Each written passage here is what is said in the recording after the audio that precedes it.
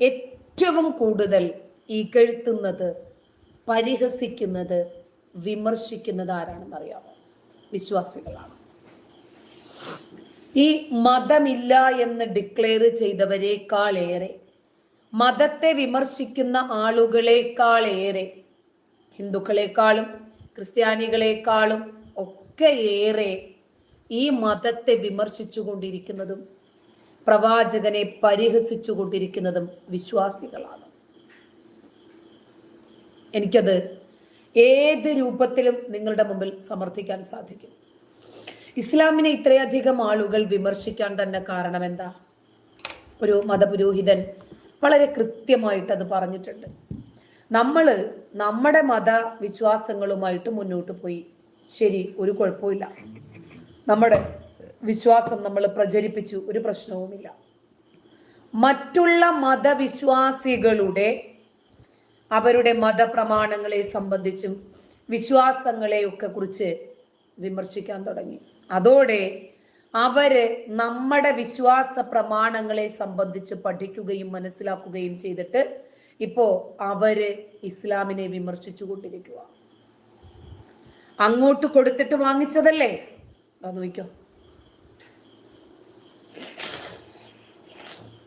സ്നേഹസംവാദത്തിന്റെ പേരിൽ മറ്റ് മതവിഭാഗങ്ങളുടെ വേദമന്ത്ര തന്ത്രങ്ങളെ അടർത്തിയെടുത്ത് വിമർശിച്ചതാണ് വലിയ കുഴപ്പം.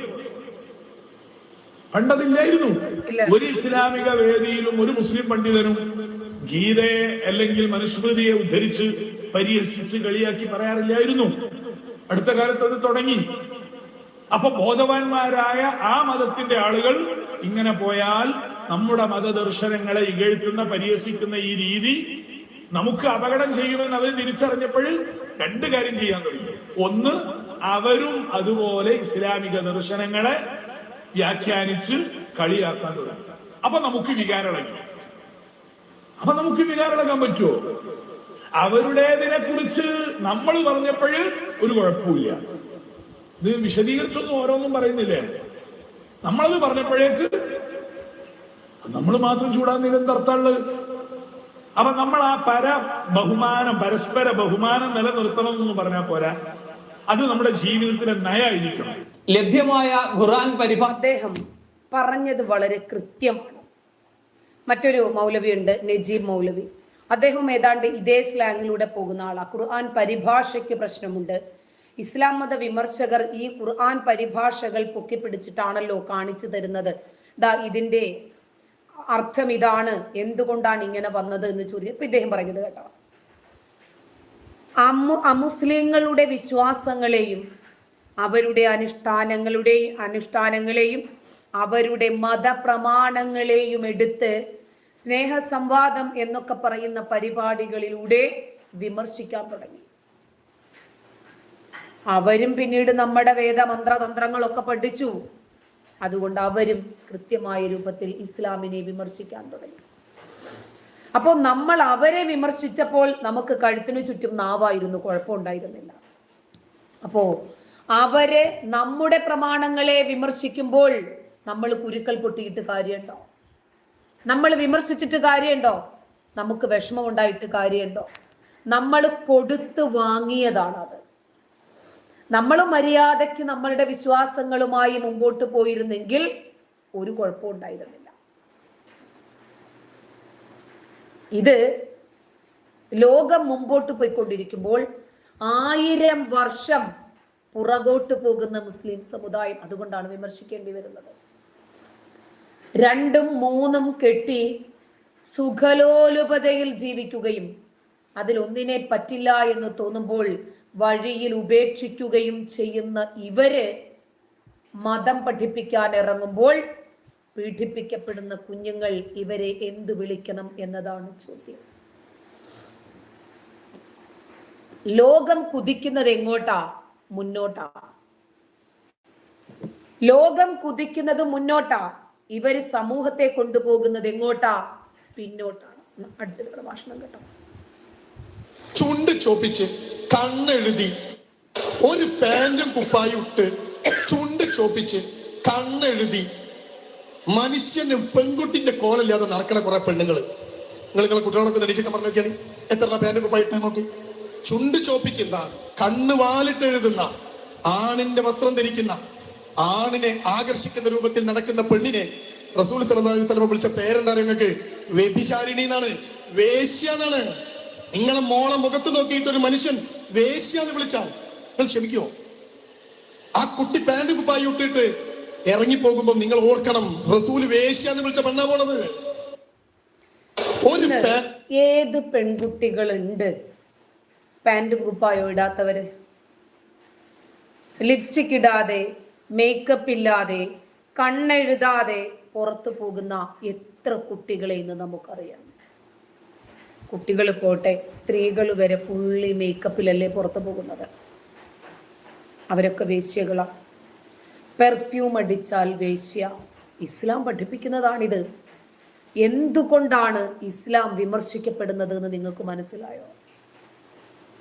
എന്തുകൊണ്ടാണ് ഇസ്ലാമിൽ നിന്നും ഏറ്റവും കൂടുതൽ ആളുകൾ മതരഹിതരായി മാറുന്നത് എന്ന് ചിന്തിച്ചിട്ടുണ്ടോ? ഉണ്ടോ? ഇതൊക്കെയാണ് കാരണം. ഇസ്ലാമില് ഒരുപാട് വേലിക്കെട്ടുകളാണ്. സ്ത്രീകളുടെ കബറിടങ്ങളായി മാറുകയാണ് ഇസ്ലാം. അതുകൊണ്ടാണ് ഏറ്റവും കൂടുതൽ ഈ മതം വിമർശിക്കപ്പെടുന്നത്. ഈ മതത്തിൽ നിൽക്കാൻ ആളുകൾക്ക് താല്പര്യമില്ലാത്തത്, യുവതലമുറയ്ക്ക് താല്പര്യമില്ലാത്തത്, ഈ മതം മനുഷ്യനെ 6-ാം നൂറ്റാണ്ടിലേക്ക് കൊണ്ടുപോകുന്നു എന്ന് ബോധമുള്ളത് കൊണ്ടാണ്. മനുഷ്യന്റെ എല്ലാ തരത്തിലുള്ള സ്വകാര്യതകളിലേക്കും ഈ മതം കടന്നു വരുന്നത് കൊണ്ടാണ്. ഇത് തുറന്നു പറയുമ്പോൾ തന്തയ്ക്ക് വിളിച്ചത് കൊണ്ട് കാര്യമില്ല. എന്നെ നിങ്ങൾ തന്തയ്ക്ക് വിളിച്ചാലും തന്തയുടെ തന്തയ്ക്ക് വിളിച്ചാലും ലോകത്തില്ലാത്ത പൂരത്തെറികൾ പറഞ്ഞാലും ശരി, നിർത്തി നിർത്തി പറയണം. കേൾക്കണ്ടേ? എനിക്ക് എന്നെയാണല്ലോ വിളിക്കുന്നത്. ആ വിളിക്കുന്നതിൽ ഒരു അക്ഷരത്തെറ്റ് പാടില്ല. ചീത്തയല്ലടാ വിളിക്കുന്നേ. നെറുകേട് ചെയ്താലും ഒന്ന് വൃത്തിയായിട്ട് ചെയ്തൂടെ? മലയാള ഭാഷ എന്തിനാടാ വ്യഭിചരിക്കുന്നത്? ഇപ്പോ മുഹമ്മദ് നബി പറയുവാണ്, ജിബ്രീൽ എന്നോട് പറഞ്ഞു, എന്റെ സമുദായത്തിൽ നിന്നാരെങ്കിലും അള്ളാഹുവിൽ ഒന്നിനെയും പങ്കു ചെയ്യാതെ മരണപ്പെട്ടാൽ അവൻ സ്വർഗത്തിൽ പ്രവേശിച്ചു. അവൻ വ്യഭിചരിച്ചാലും മോഷ്ടിച്ചാലും. സ്വഹീഹുൽ ബുഖാരി റിപ്പോർട്ട് ചെയ്യുന്ന 4-ാം അധ്യായത്തിലെ 54-ൽ 445-ാമത്തെ ഹദീസാണ്. അപ്പൊ ഇസ്ലാം ഏത് രൂപത്തിലുള്ള മാനദണ്ഡമാണ് സ്വർഗത്തിന് വെച്ചിരിക്കുന്നത്? അള്ളാഹുവിനെ അല്ലാതെ ആരാധിക്കരുത്. അവൻ കൊന്നോട്ടെ, പിടിച്ചു പറിച്ചോട്ടെ, വ്യഭിചരിച്ചോട്ടെ, ആരാന്റെ ഭാര്യയെ പിടിച്ചെടുത്തോട്ടെ, കൊള്ളയടിച്ചോട്ടെ, രാജ്യവിരുദ്ധതകൾ ചെയ്തോട്ടെ, ഇതൊന്നും ഇവിടുത്തെ വിഷയമല്ല. അള്ളാഹുവിനെ മാത്രം ഇങ്ങനെ വാഴ്ത്തിക്കൊണ്ടേയിരിക്കണം. അള്ളാഹുവിനെ മഹത്വപ്പെടുത്തിക്കൊണ്ടേയിരിക്കണം. അള്ളാഹുവിന്റെ കാരുണ്യം എടുത്തു പറഞ്ഞുകൊണ്ടേയിരിക്കണം. അള്ളാഹുവിനെ മാത്രം ആരാധിക്കണം. അള്ളാഹുവിനോട് മാത്രം സഹായം തേടണം. അള്ളാഹുവിനു മാത്രം നേർച്ചകളും അർച്ചനകളും വഴിപാടുകളും അർപ്പിക്കണം. ഈ ലോകം മുഴുവനും സൃഷ്ടിച്ച് പരിപാലിച്ച് നിയന്ത്രിച്ച് മുന്നോട്ട് പോകുന്ന അള്ളാഹുവിന് ഞാൻ ഒരാൾ, അതല്ലെങ്കിൽ നമ്മളിൽ ഒരാൾ അള്ളാഹു അല്ലാത്തവരെ വിളിച്ച് പ്രാർത്ഥിക്കുകയോ ആരാധിക്കുകയോ ചെയ്താൽ ഇല്ലാത്ത പടച്ചോൻ ഇത്രയധികം പരാതി എന്തിനാ? അള്ളാഹു പറയണത് അള്ളാഹു അല്ലാതെ വേറൊരു പടച്ചോൻ ഇല്ലെന്നാ. ആ ഇല്ലാത്ത പടച്ചോനെ വിളിച്ച് പ്രാർത്ഥിച്ചാൽ ഈ പടച്ചോന് ഗുരു പൊട്ടേണ്ട കാര്യം എന്താണ്? അപ്പോ ആരെ വ്യഭിചരിച്ചാലും ഇവിടെ പ്രശ്നമില്ല. ഏവന്റേത് എന്ത് തന്നെ കൊള്ളയടിച്ചാലും മോഷ്ടിച്ചാലും പ്രശ്നമില്ല. ആരെ കൊന്നാലും കുഴപ്പമില്ല. നബി ഗുണ്ടകൾക്ക് സ്വർഗം ഉറപ്പാണ്. ഇങ്ങനെ ഒരു നേതാവിനെ എവിടെ കിട്ടുമെന്ന്? പ്രവാചകന് 80,000 ദാസന്മാർ. എന്തിനാണ്? 72 ഭാര്യമാർ. അയ്യോ, ഒരാളുമായിട്ട് ലൈംഗിക ബന്ധം തുടങ്ങിക്കഴിഞ്ഞാൽ പിന്നെ ഉദ്ധരിക്കത്തുമില്ല. 1 വർഷം തീരണം ഒന്ന് മയപ്പെടാൻ. സ്വർഗത്തിലെ ഏറ്റവും ചെറിയ സ്ഥാനത്ത് 80,000 ജോലിക്കാരും 72 ഭാര്യമാരും. തിർമുദി റിപ്പോർട്ട് ചെയ്യുന്ന ഹദീസാണ്. 4-ാം വോള്യം, ബുക്ക് നമ്പർ 12, 2562 ഹദീസ്. പെണ്ണ്, കള്ള്, സുഖ സൗകര്യങ്ങൾ ഇതൊക്കെ ഒരുക്കി കാത്തിരിക്കുന്ന ആളെ മാമ എന്ന് വിളിച്ചാൽ കുഴപ്പമുണ്ടോ? ഇതെന്തിന് 80,000 വേലക്കാര്? എന്തോ ചെയ്യാനാ? ഇയാൾക്ക് മുക്കാൻ ഒരാളും കഴുകി കൊടുക്കാൻ ഒരാൾ. അവിടെ ആണെങ്കിൽ മലമൂത്ര വിസർജനം ഇല്ലെന്നാ പറയുന്നത്. പിന്നെ എന്തിനാ? തുണിയും ഉടുക്കണ്ട, പഴങ്ങളാണ് തിന്നുന്നത്, ഓടിപ്പോണം, പറിക്കണം, തിന്നണം, അത്രേ ഉള്ളൂ. പിന്നെ ഇയാൾക്ക് എന്തോ ചെയ്യാൻ? അയാൾക്ക് ചൂടുവെള്ളം വേണ്ട, പച്ചവെള്ളം വേണ്ട, തൈലം ഇടണ്ട, എണ്ണ ഇടണ്ട, തുണി കഴുകണ്ട, അയൺ ചെയ്യണ്ട, വണ്ടി ഓടിക്കണ്ട. പിന്നെ എന്ത് 80,000 ആളിന്റെ ജോലി എന്തുവാ?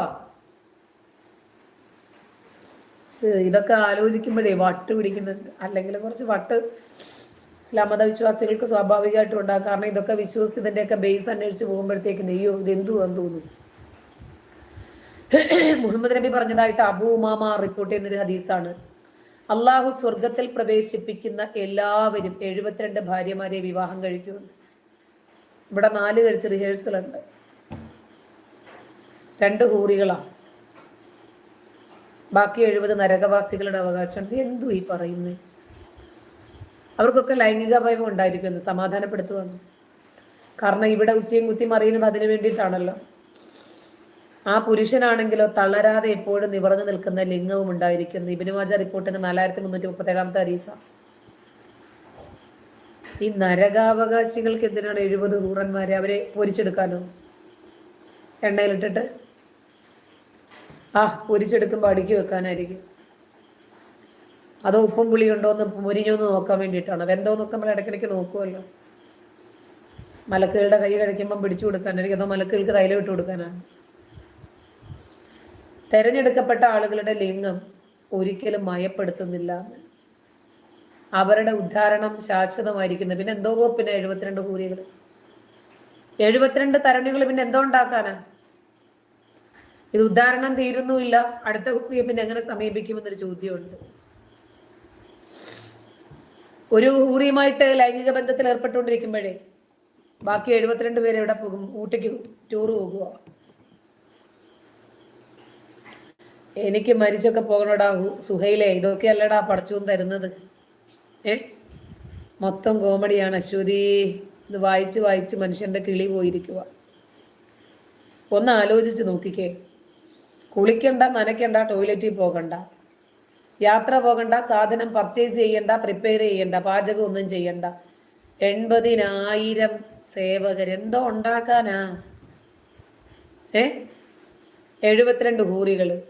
ഒരാളുമായിട്ട് ലൈംഗിക ബന്ധം തുടങ്ങിക്കഴിഞ്ഞാൽ പിന്നെ 1 വർഷമാകും അതൊന്നും മയപ്പെടാൻ. അയ്യോ, ഇത് എന്തുവാ ഇത്? നിന്റെ അപ്പൻ്റെ അടുക്ക് പോന്ന എന്തുവാടാ റിസ്വാനെ? മലയാളം എഴുതാൻ പഠിച്ചിട്ട് വേണം അപ്പടാ. ഇത് പറയാതെ പിന്നെ എന്തു ചെയ്യും?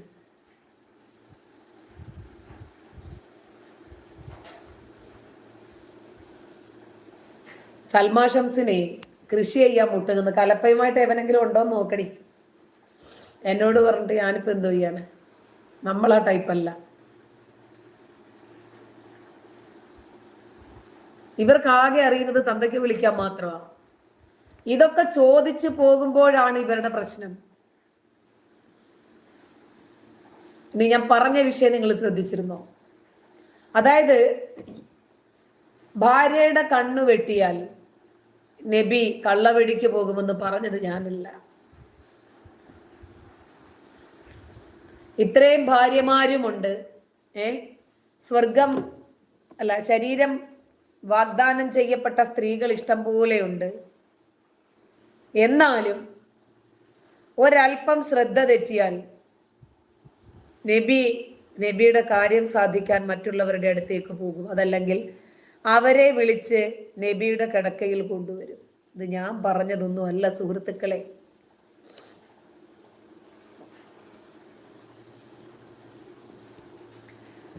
മുജാഹിദ് ബാലുശ്ശേരി പറയുന്നു, 1000 പേരുടെ തലകൾ എന്റെ പ്രവാചകൻ അറുത്തിട്ടുണ്ടെങ്കിൽ ആ തലയെരിയൽ ഒരു കാരുണ്യമാണ്.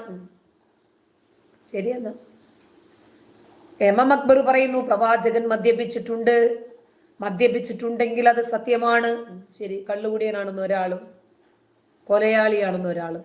റഫീഖ് സലഫി പറയുന്നു ഭാര്യയെ പറഞ്ഞ് വാപ്പാടെ അടുത്തേക്ക് വിട്ടിട്ടെ വേറൊരു പെണ്ണിനെ പിടിച്ച് കിടത്തി വ്യഭിചരിക്കുന്നത് കണ്ടുകൊണ്ട് ലൈവായിട്ട് നബിയുടെ ഭാര്യ ഹഫ്സ വന്നു. നബി ഒരു ദുർനടപ്പുകാരനാണെന്നും വ്യഭിചാരിയാണെന്നും കള്ളവെടിയനാണെന്നും സ്ഥാപിക്കാൻ റഫീഖ് സലഫി, കള്ളുകുടിയനാണെന്ന് സ്ഥാപിക്കാൻ മുജാഹിദ് എം അക്ബർ, കൊലയാളിയാണെന്ന് സ്ഥാപിക്കാൻ മുജാഹിദ് ബാലുശ്ശേരി. ഖുർആൻ പറയുന്നത്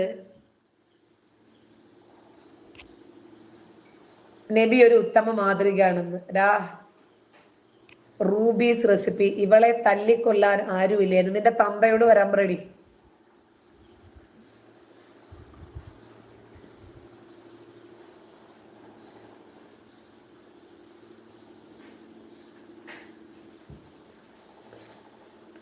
ഖുർആൻ പറഞ്ഞതാണ് ഈ മുസ്ലിം പ്രഭാഷകര് പറയുന്നത്. ഇനിയിപ്പോ തലയ്ക്ക് വെളിവില്ലാത്ത ഐറ്റങ്ങളാണെന്ന് ഇവന്മാര് പറഞ്ഞത് കേൾപ്പിച്ചാൽ പോലും എന്നെ തന്നെ ഇവര് ചീത്ത വിളിക്കും. സാരമില്ല. എന്റെ ഭാഗത്ത് നിന്ന് ഒരു അനിഷ്ടം എന്റെ ഭാര്യമാർക്ക് ഉണ്ടാകരുത് എന്ന് പ്രവാചകന് ഒരു നിർബന്ധ ബുദ്ധി ഉണ്ടായിരുന്നു. അങ്ങനെ ഇരിക്കെയാണ് ഹഫ്സ റളിയല്ലാഹു അൻഹയുടെ വീട്ടിൽ വെച്ച് പ്രവാചകൻ തന്റെ ഈ അടിമ സ്ത്രീയുമായി ശാരീരിക ബന്ധത്തിൽ ഏർപ്പെടുന്നത്. ആ ദിവസം സത്യത്തിൽ ഹഫ്സ റളിയല്ലാഹു അൻഹയുടെ ദിവസമാണ്. പ്രവാചകൻ ഹഫ്സയുടെ കൂടെ കഴിയേണ്ട ദിവസമാണ്.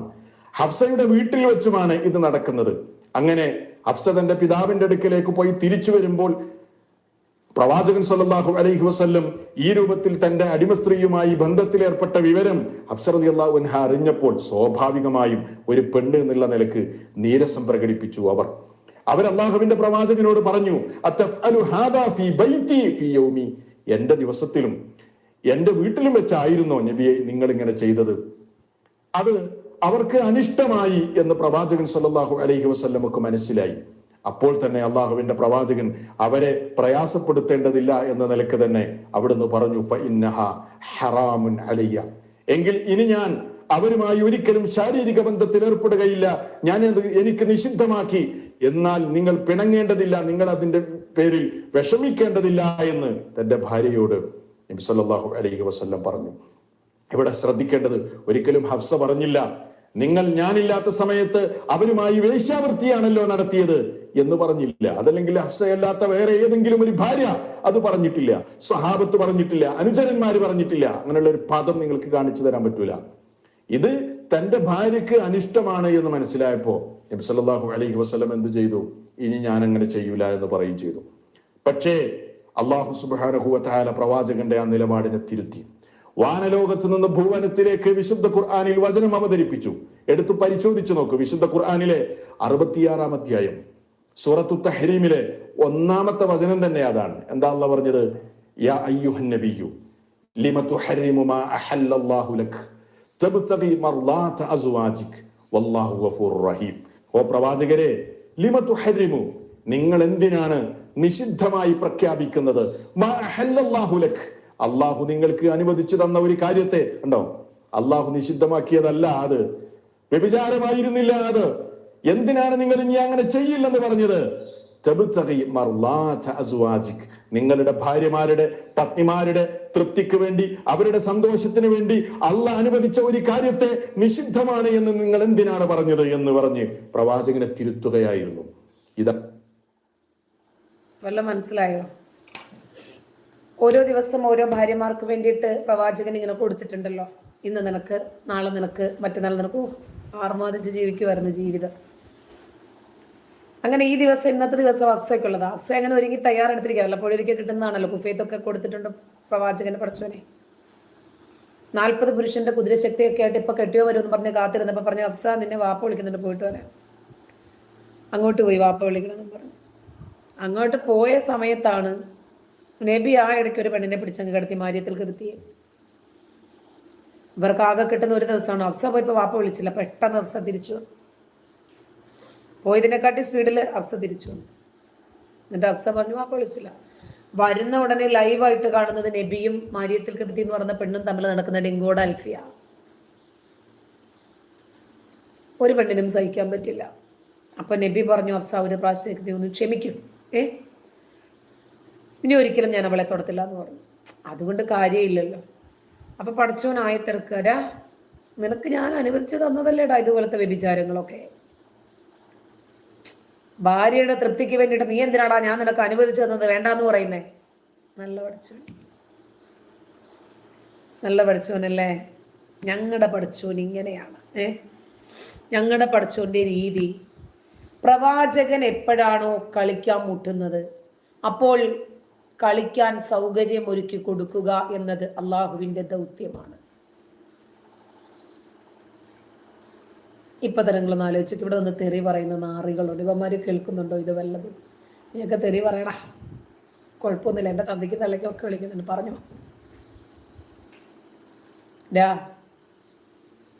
നിന്റെയൊക്കെ കള്ളവടി നിന്റെ ഭാര്യമാര് കണ്ടുകൊണ്ടുവന്ന് എന്ത് ചെയ്യൂടാ?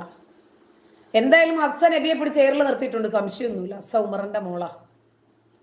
അങ്ങനെയൊന്നും വെറുതെ വിടത്തില്ല. ഇസ്ലാമിനെ ആരും പറയുന്നില്ലടി ഉവേ, ദാ ഇവരെ പറയുന്നതാ പറയുന്നത്. അപ്പോ നബി അയ്യോ ഹഫ്സ ഒന്ന് താഴെ ഇറക്ക് ഹഫ്സ, നിലവിളി ശബ്ദം ഇട് ഹഫ്സ, ഇനി ഒരിക്കലും ഞാൻ ചെയ്യില്ല ഹഫ്സ, പെണ്ണിനെ എനിക്കിനി വേണ്ട ഹഫ്സ. തൽക്കാലം ഒന്ന് താഴെ നിർത്തി, ശരി ബാക്കി പറ. അപ്പൊ അള്ളാഹു ആയത്തിറക്കരാ, നീ എന്തിനാടാ നിന്റെ ഭാര്യമാരുടെ തൃപ്തിക്ക് വേണ്ടിയിട്ട് ഞാൻ നിനക്ക് അനുവദിച്ചു തന്ന പെണ്ണിനെ വേണ്ടാന്ന് പറയുന്നത്? നിനക്ക് എന്നെയാണോ വേണ്ടത് അതോ ഈ പെണ്ണുങ്ങളുടെ തൃപ്തിയാണോ വേണ്ടത്? ഇപ്പൊ പറയണോ? എന്തോ ചെയ്യും? ആകെ ഇവര് ആശയക്കുഴപ്പത്തിലായി നബി. അപ്പൊ അവസാനം നബി പറഞ്ഞു, എന്നാ ശരിയെന്ന്, ഇനിയിപ്പോ അങ്ങനെയാണ് നിങ്ങൾ തീരുമാനിക്കുന്നതെങ്കിൽ ശരി, അങ്ങനെ ആവട്ടെ. ഇനിയിപ്പോ അല്ലാതെ വേറെ വഴിയൊന്നും ഇല്ലല്ലോ. ഇനിയിപ്പോ ശരി, ഞാൻ ഇനിയിപ്പോ ഭാര്യമാരുണ്ടെങ്കിലും ശരി ഇവരെയൊക്കെ സമീപിക്കണമെന്നാണ് പഠിച്ചവൻ ആഗ്രഹിക്കുന്നതെങ്കിൽ ശരി പഠിച്ചോനെ ആയിക്കോട്ടെ, ഞാനത് ചെയ്യാം. എനിക്ക് പഠിച്ചവന്റെ തൃപ്തി തന്നെയാണ് പഠിച്ചോനെ വലുത്. പഠിച്ചോൻ ഇങ്ങനെ ഇത്ര ഇഷ്ടം പോലെ പെണ്ണുങ്ങളെയും എനിക്ക് തന്ന്, ജിബ്രീലിനെ കൊണ്ട് കുഫൈത്തും തന്ന് 40 പുരുഷന്റെ ശക്തിയും തന്നെങ്കിൽ പിന്നെ ഞാൻ എന്ത് ചെയ്യാനാ പഠിച്ചോനെ? ശരി, കളിയാണോ എൻ്റെ ജോലി? ശരി പഠിച്ചോനെ, ഞാൻ അങ്ങ് കളിച്ചോളാം. ഇനി മനസ്സിലായല്ലോ, കള്ളവടിയെ കുറിച്ചിട്ട് പറഞ്ഞു കഴിഞ്ഞു. ഇനിയും നബി കള്ളു കുടിക്കുമോ? കേട്ടോ, നമ്മുടെ മുന്നിൽ സോഷ്യൽ മീഡിയയിൽ ഒരു ഒരു ഒരു ഒരു പോസ്റ്റ് വരും. പോസ്റ്റ് ഇങ്ങനെയാണ്: മുഹമ്മദ് നബി മദ്യപാനിയാണ്, ഹദീസ് എന്നാണ് പോസ്റ്റ്.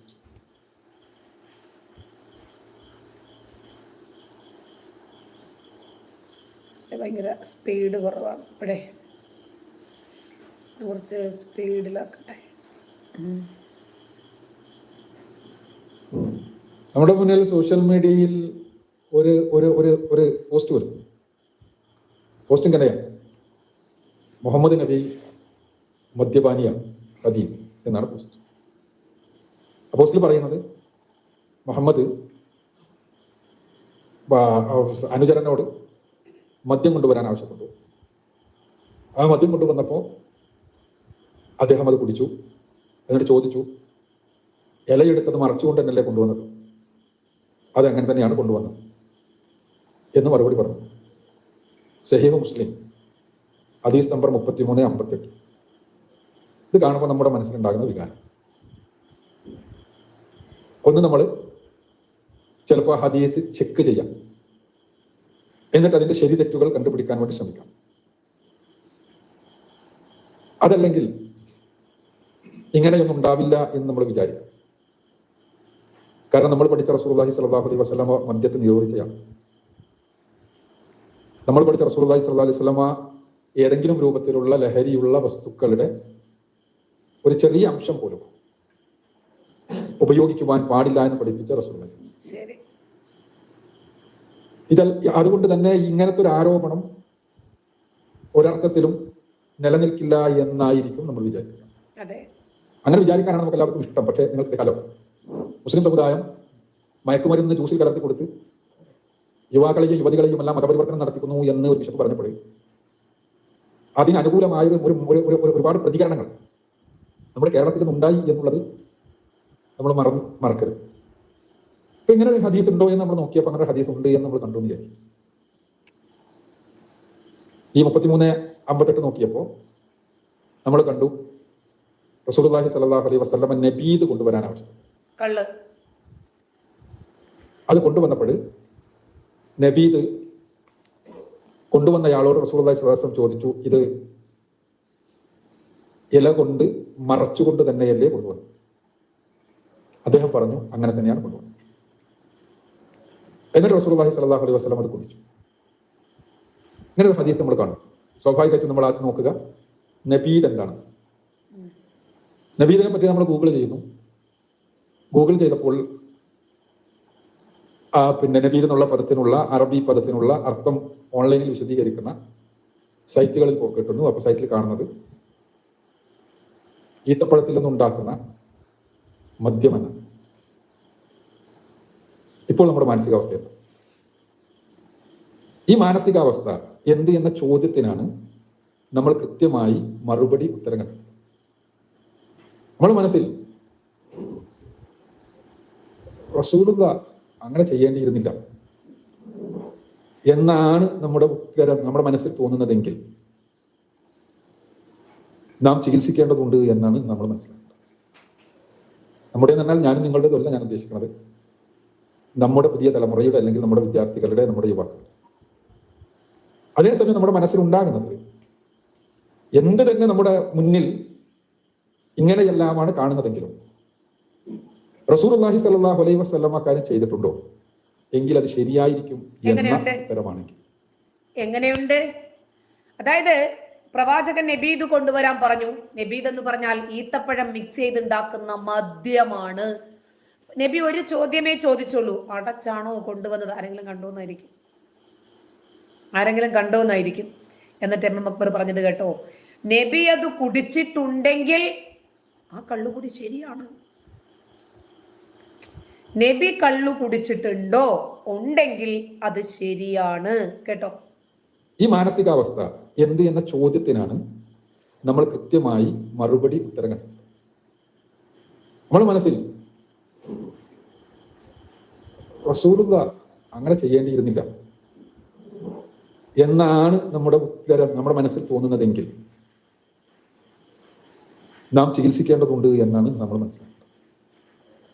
നമ്മുടെ എന്നാൽ ഞാനും നിങ്ങളുടേതല്ല ഞാൻ ഉദ്ദേശിക്കുന്നത്, നമ്മുടെ പുതിയ തലമുറയുടെ അല്ലെങ്കിൽ നമ്മുടെ വിദ്യാർത്ഥികളുടെ, നമ്മുടെ യുവാക്കളുടെ. അതേസമയം നമ്മുടെ മനസ്സിലുണ്ടാകുന്നത് എന്ത് തന്നെ നമ്മുടെ മുന്നിൽ ഇങ്ങനെയെല്ലാമാണ് കാണുന്നതെങ്കിലും റസൂലുള്ളാഹി സ്വല്ലല്ലാഹു അലൈഹി വസല്ലം കാര്യം ചെയ്തിട്ടുണ്ടോ എങ്കിൽ അത് ശരിയായിരിക്കും എന്ന ഉത്തരമാണെങ്കിൽ, അല്ലെങ്കിൽ ആ ഉത്തരമാണ് ഇസ്ലാം നമ്മിൽ നിന്ന് പ്രതീക്ഷിക്കുന്നത്. ഇതാണ് നബീദുമായിട്ട് ബന്ധപ്പെട്ട ഹദീസ്. ആ ബന്ധപ്പെട്ട ഹദീസ് കാണുമ്പോൾ അല്ലെങ്കിൽ പിന്നെ അത് കേൾക്കുമ്പോൾ നമ്മൾ പരിശോധിക്കുമ്പോൾ നമ്മുടെ മനസ്സിൽ ഉണ്ടാകേണ്ടത് ഞാൻ സൂചിപ്പിച്ചതുപോലെ റസൂലുള്ളാഹി സ്വല്ലല്ലാഹു അലൈഹി വസല്ലം ചെയ്തിട്ടുണ്ടോ, ഏതാണെങ്കിലും ഏതൊരു വിമർശനം വരികയാണെങ്കിലും അതിൽ നന്മയെ ഉണ്ടാകൂ എന്ന് ഉറപ്പിച്ചുകൊണ്ട് നിങ്ങൾ അന്വേഷിച്ചു നോക്കുക. അള്ളാഹു നമുക്ക് ഉത്തരം തുറന്നു തരുന്നത് കാണാം. അതേസമയം രണ്ട് മൂന്ന് പ്രതികരണങ്ങൾ ഉണ്ടാകാം. ഒന്ന്, ചിലപ്പോൾ നമ്മൾ ഹദീസുകൾക്കെതിരെ ഒരുപാട് കേൾക്കുന്നതാണ്. നമ്മൾ ചിലപ്പോൾ ആദ്യം തന്നെ ഹദീസ് അല്ലെങ്കിൽ തന്നെ പ്രശ്നമാണ്. ഇനി മുസ്ലിമിലാണെന്ന് പറയുമ്പോൾ അത് സഹീഹ് ആകാൻ സാധ്യത, എന്നാലും മുസ്ലിമിന് കുറേ എല്ലാം ലൈഫ് ഉണ്ടല്ലോ, അതുകൊണ്ട് ഇത് അങ്ങോട്ട് തട്ടാം എന്നുള്ളൊരു മാനസികാവസ്ഥയാണെങ്കിൽ അതൊരു എളുപ്പമാണ്. പക്ഷെ ആ പണി കൊണ്ട് ഈ രംഗത്ത് നമുക്ക് രക്ഷപ്പെടാൻ പറ്റില്ല എന്ന് മാത്രമല്ല, ഇസ്ലാമിക ശരീഅത്ത് ഇൻഷാ അല്ലാഹ് ഉച്ചയ്ക്ക് ശേഷം ചർച്ച നടക്കുന്ന വിഷയമാണ് നാം മനസ്സിലാക്കുന്നത്. ശരീഅത്തിന്റെ അടിത്തറകളെ തന്നെ നമുക്ക് നിഷേധിക്കേണ്ട അവസ്ഥ. ഇവിടെ ഞാൻ പറഞ്ഞ റസൂലുള്ളാഹി സ്വല്ലല്ലാഹു അലൈഹി വസല്ലം പറഞ്ഞിട്ടുണ്ടോ എങ്കിൽ അതാണ് ശരി എന്ന ബോധ്യത്തോടു കൂടി അന്വേഷിച്ചു നോക്കും. അപ്പോൾ നമുക്ക് ഉത്തരം കിട്ടും. നബി കള്ളു കുടിച്ചെന്നൊരു ഹദീസ് കിട്ടുമ്പം നബി ചെയ്തിട്ടുണ്ടെങ്കിൽ അത് ശരിയാണ് എന്ന് ബോധത്തോടു കൂടി ആ ഹദീസ് വായിച്ചാൽ അത് ശരിയാണെന്ന് തോന്നുന്നു. അയ്യോ, ഈ വിമർശനം ആരെങ്കിലും കിട്ടണം? ഞാൻ പറഞ്ഞ വിമർശനം നബീദിന്റെ വിമർശനം നമ്മൾ പിന്നെ ഏതാനും ദിവസം മുമ്പ് സോഷ്യൽ മീഡിയയിൽ വന്നൊരു സാധനമാണ്. അജു അസുരൻ, ഇനി ഇതേ കമന്റ് തന്നെ ആവർത്തിക്കരുത് കേട്ടാ. ഇത് സംഭവം വേറൊന്നുമല്ല. ഈ വിമർശനം ഉന്നയിക്കപ്പെട്ടപ്പോൾ ഞാനതിന് പറഞ്ഞ മറുപടി, നമ്മുടെ നാട്ടിൽ ലഹരി ഉണ്ടാക്കുന്ന സാധനമായി നമ്മൾ ബോർഡിൽ വെച്ച് കാണാറുള്ള കള്ള്, ആ കള്ള് ഞാൻ കുടിച്ചിട്ടുണ്ട്. ഇതുമായി വന്ന ഞാൻ നേരത്തെ സോഷ്യൽ മീഡിയ കണ്ടതല്ല, ഒരു ഒരു ഒരു ബേജാറോട് കൂടി ഇത് കണ്ടിട്ട് ആകെ ബേജാറായിട്ട് വന്ന ഒരു ദാവ പ്രവർത്തകൻ, അദ്ദേഹത്തിൻ്റെ കണ്ടപ്പോൾ തന്നെ ഞാൻ പറഞ്ഞു, ഞാനും കള്ളു കുടിച്ചിട്ടുണ്ടല്ലോ. ഇപ്പൊ ഇങ്ങനെ കണ്ടു പ്രവാചകൻ കള്ളു കുടിച്ചിട്ടുണ്ടെന്ന് ഞാൻ പറഞ്ഞു. അപ്പൊ പിന്നെ ഞാൻ പറഞ്ഞു ഞാനും കുടിച്ചിട്ടുണ്ടല്ലോ. കേട്ടില്ലേ? നിങ്ങളത് ശ്രദ്ധിക്ക്. ഞാനതിന് പറഞ്ഞ മറുപടി, നമ്മുടെ നാട്ടിൽ ലഹരി ഉണ്ടാക്കുന്ന സാധനമായി നമ്മൾ ബോർഡിൽ വെച്ച് കാണാറുള്ള കള്ള്, ആ കള്ള് ഞാൻ കുടിച്ചിട്ടുണ്ട്. ഇതുമായി വന്ന ഞാൻ നേരത്തെ സോഷ്യൽ മീഡിയ കണ്ടതല്ല, എൻ്റെ ഒരു ഒരു ഒരു ബേജാറോട് കൂടി ഇത് കണ്ടിട്ട് ആകെ വന്ന ഒരു ദാവാ പ്രവർത്തകൻ. അദ്ദേഹത്തിൻ്റെ ഇത് കണ്ടപ്പോൾ തന്നെ ഞാൻ പറഞ്ഞു ഞാനും കള്ളു കുടിച്ചിട്ടുണ്ടല്ലോ. ഇപ്പൊ ഇങ്ങനെ കണ്ടു ഞാൻ പറഞ്ഞു ഞാൻ കുടിച്ചിട്ടുണ്ട്. ഞാൻ ലക്ഷദ്വീപിൽ പോയപ്പോൾ പിന്നെ ആതിഥേയന്റെ വീട്ടിൽ ചെന്ന് ഇരിക്കുമ്പോൾ അദ്ദേഹം അകത്തേക്ക് വിളിച്ചു പറയണം, അദ്ദേഹത്തിന്റെ ഭാര്യന്റെ പേര് പറഞ്ഞിട്ട് അക്ബർ സാഹിബിനെ കുറിച്ച് കള്ളു കൊടുക്കും. ഞാനും എന്റെ അവസ്ഥ. അപ്പൊ നല്ല രസമുള്ള നല്ല രുചിയുള്ള ഒരു പാനീയം. അപ്പൊ അദ്ദേഹം കള്ളിന്റെ പ്രൊമോഷനും കൂടിയാണ്. നല്ല ടേസ്റ്റുള്ള നല്ല രുചിയുള്ള ഒരു പാനീയം. നാളെ മുതൽ എല്ലാ വിശ്വാസികൾക്കും കള്ളു കുടിക്കാനുള്ള ഒരു പ്രചോദനവും മോട്ടിവേഷനും കൂടിയാണ് അക്ബർ സാഹിബ് നൽകുന്നത്. പറഞ്ഞു തന്നു, ഞങ്ങളിവിടെ ഇത് ദീപിലാൻ ഓർമ്മല്ല, ഞങ്ങളിവിടെ വരുന്ന അതിഥികൾക്ക് സൽക്കരിക്കാറുള്ള ഏറ്റവും പ്രധാനപ്പെട്ട പാനീയമാണ്, ഞങ്ങളത് കള്ളു തന്നു. ഇതെന്താ സംഭവിച്ചാൽ തെങ്ങിൽ നിന്ന് വെട്ടിയെടുത്ത് ഉടനെയുള്ള നമ്മൾ ഇവിടുത്തെ കള്ള് തന്നെ, ഇവിടുത്തെ കള്ളാകുമ്പോൾ 2 ദിവസം കഴിയുന്നു മാത്രം, അത് വെട്ടിയെടുത്ത ഉടനെയുള്ള പാനീയം നല്ല ടേസ്റ്റാണ്. അതിൽ ഫെർമെന്റേഷൻ നടക്കാത്തത് കൊണ്ട് തന്നെ അത് ഒരു പ്രശ്നമല്ല, നാച്ചുറൽ. വെട്ടി ഉടനെയാണ്, വെട്ടിയിട്ട് പിന്നെ 12 മണിക്കൂറോ മറ്റോ കഴിയുന്നതിന് മുമ്പാണ് അവരത് സെർവ് ചെയ്യുക. അപ്പൊ ഏറ്റവും ടേസ്റ്റി ആയിട്ടുള്ള ഇദ്ദേഹമാണ് പറയുന്നത് അല്ലേ, പ്രവാചകൻ കള്ളു കുടിച്ചിട്ടുണ്ട്, ഞാനും കുടിച്ചിട്ടുണ്ട്, നല്ല ടേസ്റ്റ് ആണെന്ന്. ഇത് കേൾക്കാൻ പോലും സമയമില്ലാതെ ഇവിടെ ചാറ്റ് ബോക്സിൽ അനാവശ്യങ്ങളും തെറിവിളികളും കൊണ്ട് നിറയ്ക്കുന്ന മദ്രസ പൊട്ടന്മാരുടെ തലച്ചോറിനെ കുറിച്ച് നിങ്ങളൊന്ന് ആലോചിച്ച് നോക്കേ. ഇവരോട് ഖുർആൻ വാചകങ്ങളും ഹദീസും കൊണ്ടു കൊടുത്താൽ ഇവർ അംഗീകരിക്കുമോ? ഖുർആനിൽ ഉണ്ടെന്ന് പറഞ്ഞ് അത് തിരിച്ചറിയാൻ ഒരു ബുദ്ധി വേണ്ടേ? അതിവർക്കില്ല. നബിയുടെ കള്ളവടിയെ കുറിച്ച് പറഞ്ഞത് ഞാനല്ല, സലഫിയ. ഞാനല്ലേ പറഞ്ഞത്, നിങ്ങളെ ഞാൻ കേൾപ്പിച്ചിട്ടുണ്ടല്ലോ. ഒരല്പഭാഗം പോലും വെട്ടിമാറ്റിയിട്ടില്ലാതെ കൃത്യമായിട്ട് ആ പാഠഭാഗം പറയുന്നത് മുഴുവനും ഞാൻ കേൾപ്പിച്ചു. അതുപോലെ MM അക്ബർ സാഹിബിന്റെ വീഡിയോ ഒരല്പം സൗണ്ട് കൂട്ടിയിട്ടുണ്ട് എന്നതല്ലാതെ ഞാൻ ഒന്നും വെട്ടിമാറ്റിയിട്ടില്ല, എവിടെ നിന്നെങ്കിലും അടർത്തി മാറ്റിയിട്ടില്ല. ഇത് കാണിച്ച് തന്നിട്ട് പോലും ഇവർക്ക് മനസ്സിലാകുന്നില്ലെങ്കിൽ നമുക്ക് എന്ത് ചെയ്യാൻ പറ്റും? അവരെ സംബന്ധിച്ചിടത്തോളം, ലക്ഷദ്വീപിനെ സംബന്ധിച്ചിടത്തോളം അറിയാമല്ലോ, തെങ്ങ് സമൃദ്ധമാണ്. അപ്പോൾ ഒരു രൂപത്തിലുമുള്ള എന്താ പറയാ മായങ്ങളും ഇല്ലാത്ത ഒരു പാനീയം എന്നുള്ള കൊടുക്കണം. ഇതേ സംഭവമാണ് നബി.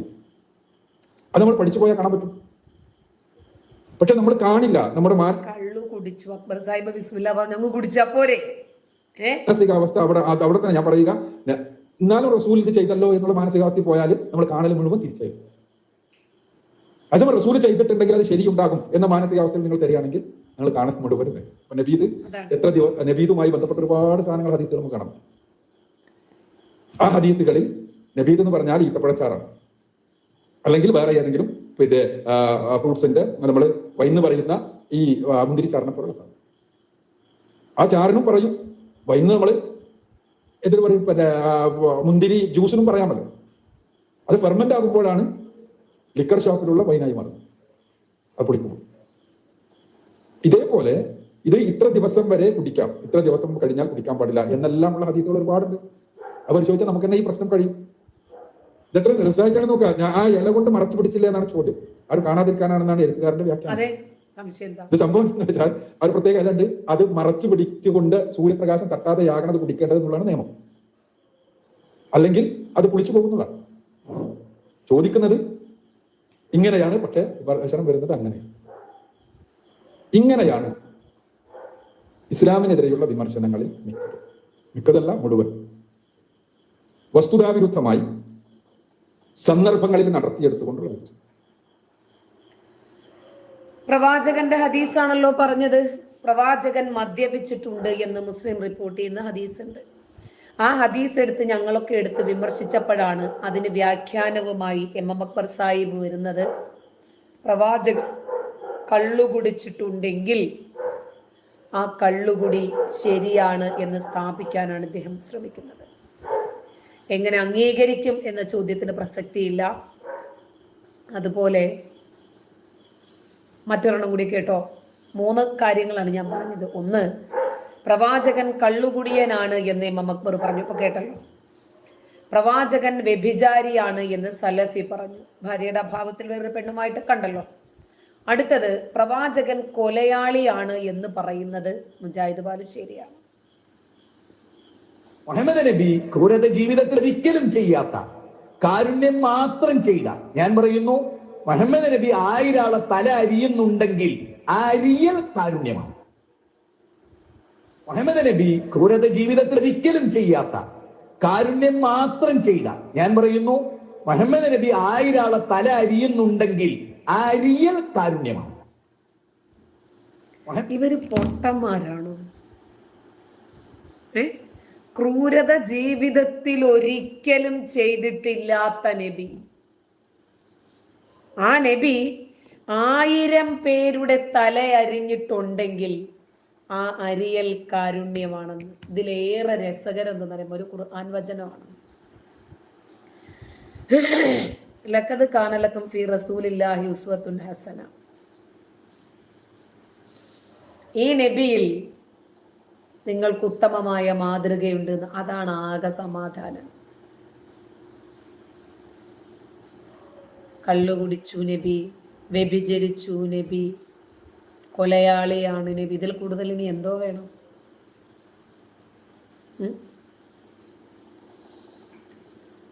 അല്ല, സജിയ മുനീർ, നിനക്ക് പേരിനെങ്കിലും കെട്ടിയവനുണ്ടോന്നോ? എന്താണ് നീ പേരിന് വേണ്ടിയിട്ട് മാത്രം കെട്ടിയവനെ കൊണ്ട് നടക്കുന്ന ആളാ?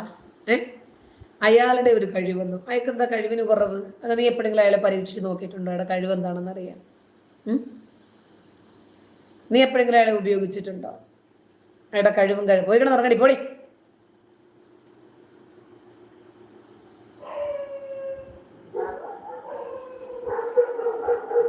എന്റെ കെട്ടിയവനെയും അന്വേഷിച്ച് നടക്കാണ് ഇവളുമാര്.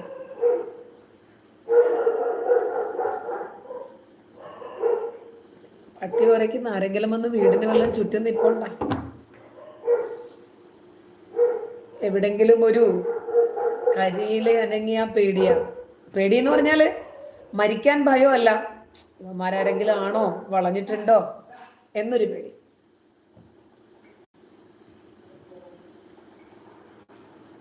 ഓക്കെ, എന്തെന്നറിയോ, ഇവർക്കിതൊന്നും കേട്ടാല് ദഹിക്കത്തില്ലല്ലോ. ഇനിയും പ്രവാചകന്റെ കാരുണ്യത്തെ കുറിച്ചിട്ടാണല്ലോ ഇപ്പോ അദ്ദേഹം ഇവിടെ പ്രസംഗിച്ചത്. 1000 പേരുടെ തലകൾ പ്രവാചകൻ അരിഞ്ഞിട്ടുണ്ടെങ്കിൽ ആ തലയരിയൽ കാരുണ്യമാണ് എന്ന് പറഞ്ഞതല്ലേ നമ്മൾ കേട്ടത്. ഈ കാരുണ്യത്തെ വളരെ കൃത്യമായി ക്രിസ്ത്യൻ പാസ്റ്റർമാര് അവർ പൊളിച്ചടുക്കുന്നുണ്ട്. ബദർ യുദ്ധത്തിൽ 24 ശത്രുക്കളെ കൊന്നിട്ടുണ്ടെങ്കിൽ അത് മാനവതയോടുള്ള ഏറ്റവും വലിയ കാരുണ്യമാണ്. ഈ ഖുറൈശി നേതാക്കളെ വെട്ടിക്കൂട്ടിയിരിക്കുന്ന ആ കുളത്തിലേക്ക്, കിണറ്റിന്റെ അരികിലേക്കാണ്. അവിടെ ചെന്നിട്ട് ചത്തുകിടക്കുന്ന ആ നിർജീവങ്ങളായ 3 ദിവസം കഴിഞ്ഞ ശവങ്ങളോട് തന്റെ മനസ്സിലെ അടങ്ങാത്ത പക വർഷിക്കുന്ന ഒരു വ്യക്തിയെ നിങ്ങൾ കണ്ടോ? നിങ്ങൾ ഇതിന് 100 ന്യായം പറഞ്ഞാലും സംഭവം ഇതാണെങ്കിൽ അത് ക്രൂരമാണെന്ന്, ഇത് ദാവീദ് ചെയ്താലും നിങ്ങൾ ചെയ്താലും ഞങ്ങൾക്ക് ഒരൊറ്റ വാക്കേ ഉള്ളൂ ഈ കാര്യത്തിൽ.